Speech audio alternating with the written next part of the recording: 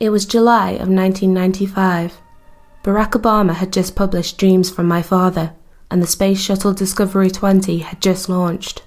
In the northwest of England, it was a warm and sunny afternoon, the last Saturday in July, and the start of the much-anticipated 6-week summer holidays.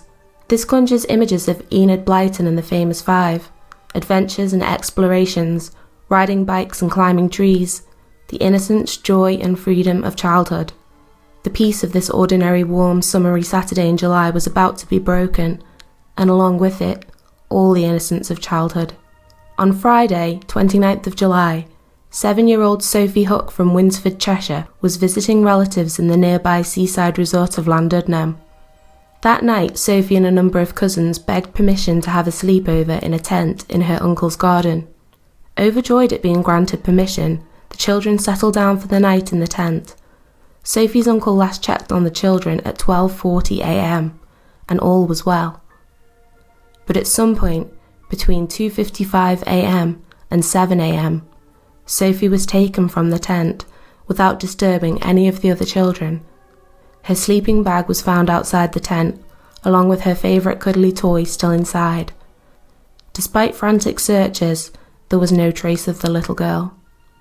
Sophie was reported missing at around 8:20 a.m, but by this time a man walking his dog had already found the battered body of a child washed up on a beach about half a mile away from Llandudno.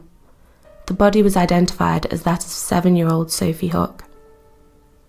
She had been violently sexually attacked and manually strangled before her body was dumped in the sea.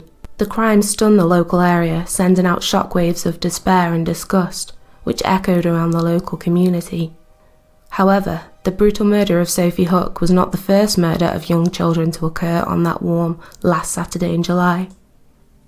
Approximately 50 miles away in Merseyside, it was going to be a glorious afternoon for 13-year-old Paul Barker and his best friend, 12-year-old Robert G., known as Robbie.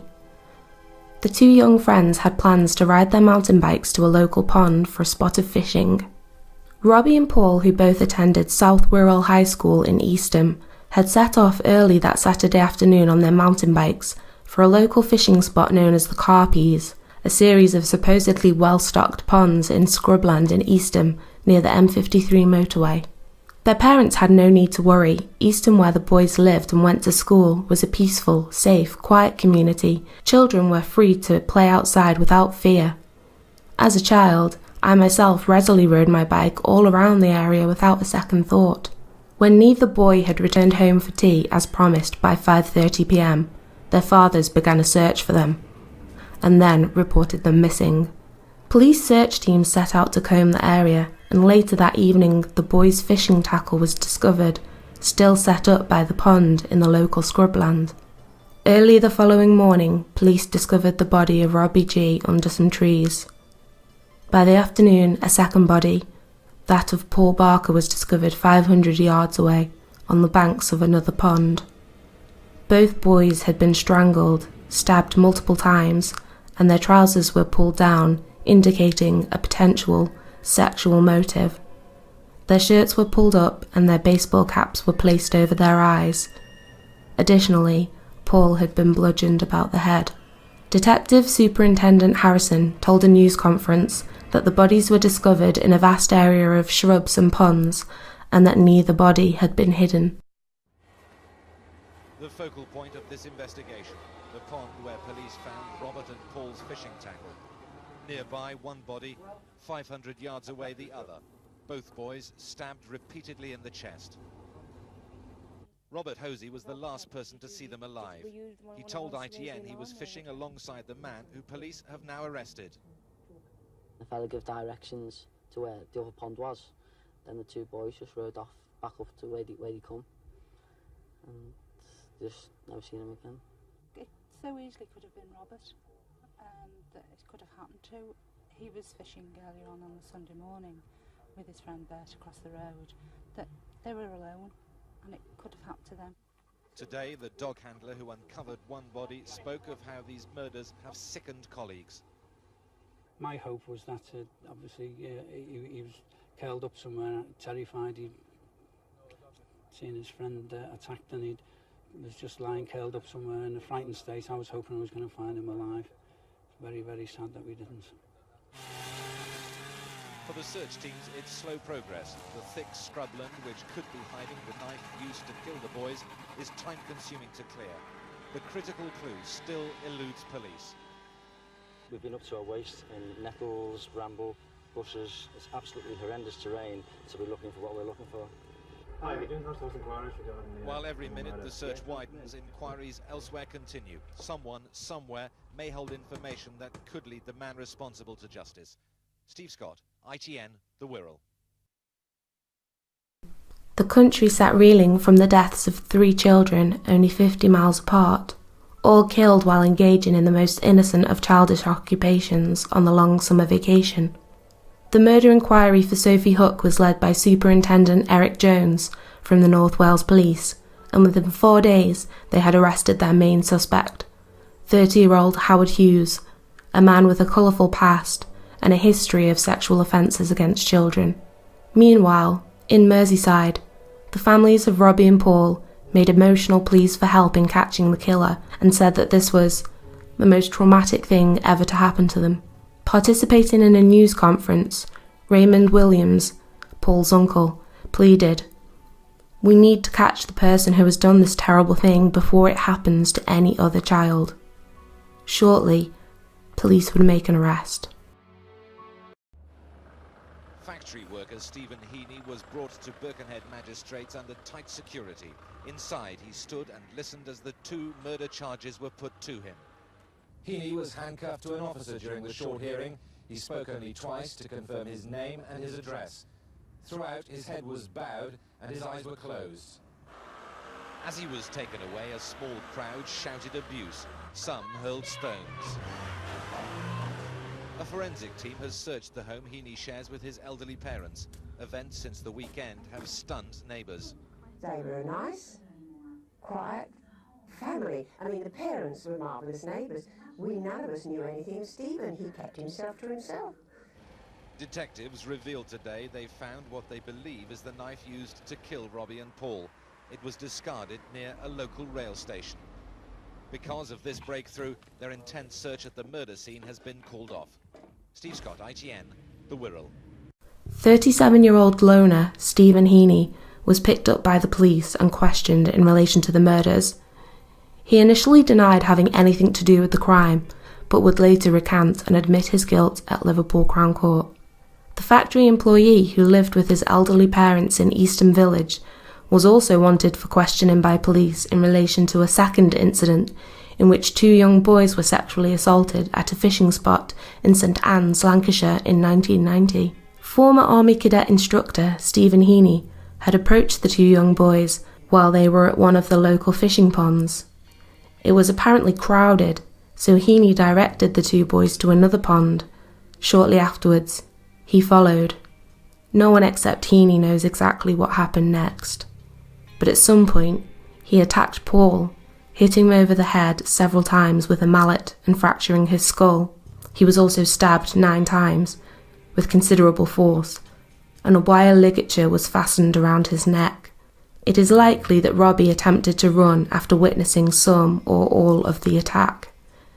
His body was found just 500 yards from his friend.